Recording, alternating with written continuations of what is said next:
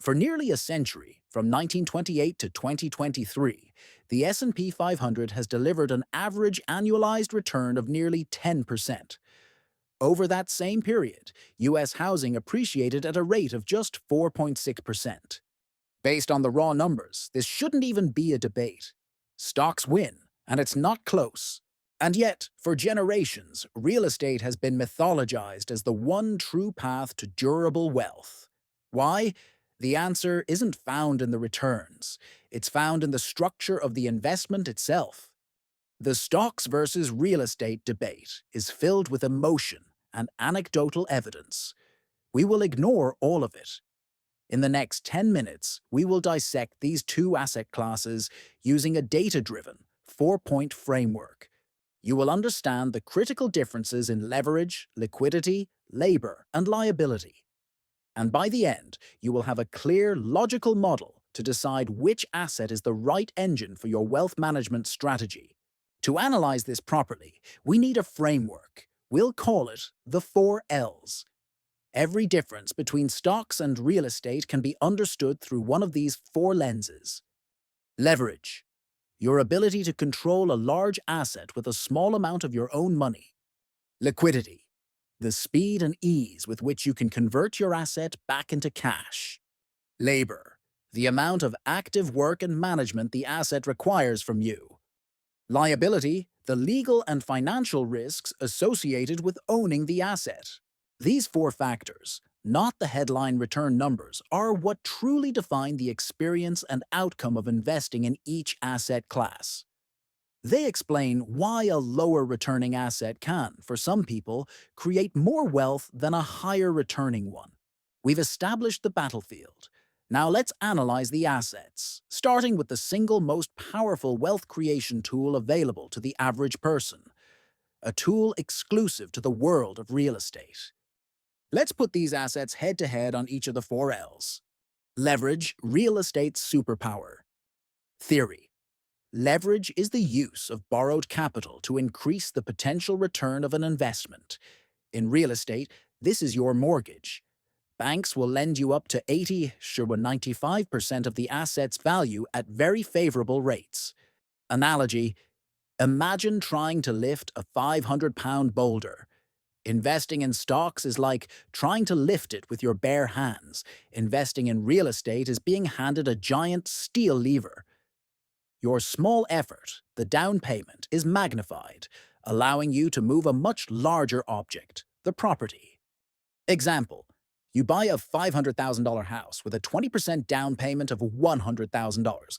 The bank provides the other $400,000. In 1 year, the property value increases by a modest 5% to $525,000. Your gain is $25,000. The return on the asset is 5%, but the return on your cash is a staggering 25%, $25,000 gain, $100,000 invested, before costs. This is the magic of leverage. Banks provide these loans because the asset is physical and stable. Trying to get this kind of leverage for a stock investment portfolio is nearly impossible and incredibly risky. The wise use of leverage, secured by favorable mortgage rates, is the undisputed advantage of real estate. Liquidity, stock's superpower. Theory. Liquidity refers to how quickly you can sell an asset and receive cash. Publicly traded stocks are one of the most liquid assets in the world. Real estate is one of the least. Analogy: your stock portfolio is like an ATM. With a few clicks, you can convert your holdings to cash and have it in your bank account in 1 to 2 business days. Your house is like a valuable, one-of-a-kind sculpture. To sell it, you must find a specific buyer, negotiate a price, get appraisals, and go through a mountain of legal paperwork that takes months. Example: you have an unexpected $30,000 medical bill. If your wealth is in stocks, you can sell precisely what you need and have the funds by the end of the week. If your wealth is in your primary residence, you can't just sell the master bedroom. You either have to sell the entire house or attempt to borrow against it with a home equity line of credit, a process that can take weeks and is dependent on your income and credit score.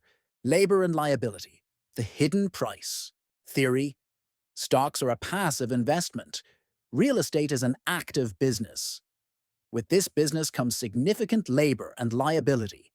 Analogy: owning a stock is like owning a share in a self-driving car company. You just sit back and enjoy the ride, or endure the bumps. Owning a rental property is like owning a fleet of taxis. You are the manager. You have to find drivers, tenants, maintain the vehicles, repairs, and deal with accidents. Liability. Example: when you own the S&P 500, you will never get a call at 2 a.m. that a pipe has burst. You will never have to screen tenants, chase down late rent, or handle a costly eviction. With real estate, you are the CEO of a small enterprise. You are responsible for maintenance, property taxes, and comprehensive insurance. If a tenant slips and falls, the liability is yours. Stocks have one primary risk: price risk. Real estate has price risk, credit risk, tenant risk, and operational risk. Investors in both camps often make predictable, costly mistakes. Real estate. Pitfall: ignoring the all-in cost. Amateurs compare the mortgage payment to their rent and think they're winning. They completely ignore the phantom costs: property taxes, maintenance, budget, 1% of the home's value annually, landlord insurance, and the massive 5 to 6% transaction fee when they eventually sell. These costs can easily turn a perceived gain into a real-world loss. Stocks. Pitfall: reacting to false volatility. A stock's value is priced to the second.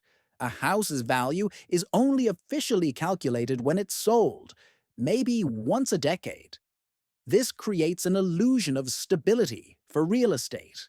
If homeowners got a Zillow notification every minute showing their property value fluctuating by 0.5%, they would panic just like stock investors. The visible volatility of stocks triggers emotional mistakes that the hidden volatility of real estate helps conceal. Avoiding these fundamental mistakes is half the battle, but the truly sophisticated investor doesn't see this as an either-or choice. They see it as a both-and puzzle. The advanced strategy, the hybrid approach with REITs. What if you could capture the benefits of real estate investing, the diversification, the rental income, the inflation hedge, but within the structure of a stock? You can. The vehicle is a real estate investment trust, or REIT. A REIT is a company that owns, operates, or finances income-generating real estate. When you buy a share of a REIT, you are buying a fractional ownership stake in a massive portfolio of properties: apartments, office buildings, cell towers, warehouses, shopping malls, managed by a team of professionals. This gives you the best of both worlds. You get the liquidity of a stock you can buy or sell in seconds. The labor is zero. The REIT's management team handles everything. The liability is capped at your investment. The cost of entry is low. You can start with the price of a single share. By law, REITs must pay out at least 90% of their taxable income to shareholders as dividends, making them powerful income generators. For the investor who wants to add the unique benefits of the real estate asset class to their portfolio, without the life-altering commitment of becoming a landlord, a diversified, low-cost REIT index fund is the most logical and efficient solution. Let's distill this complex debate into 3 clear truths. Real estate's power is not appreciation, it is leverage. The ability to control a large, appreciating asset with a small amount of your own capital, thanks to the mortgage, is its single greatest advantage. Stocks' power is liquidity and passivity. Their value can be accessed almost instantly, and they require zero active labor, making them the most scalable and efficient engine for passive wealth creation. Don't choose. Combine. The modern, sophisticated investor can get the best of both worlds. Use low-cost stock index funds as the core of your portfolio, and add real estate diversification through liquid, low-labor REITs. The goal isn't to find the one best asset. It's to understand the unique mechanics of each so you can build a portfolio that is perfectly engineered for your own financial goals. If this analysis provided you with real value, invest a single click in the subscribe button to get daily access to the Codex. Knowledge is the new capital. We'll see you tomorrow.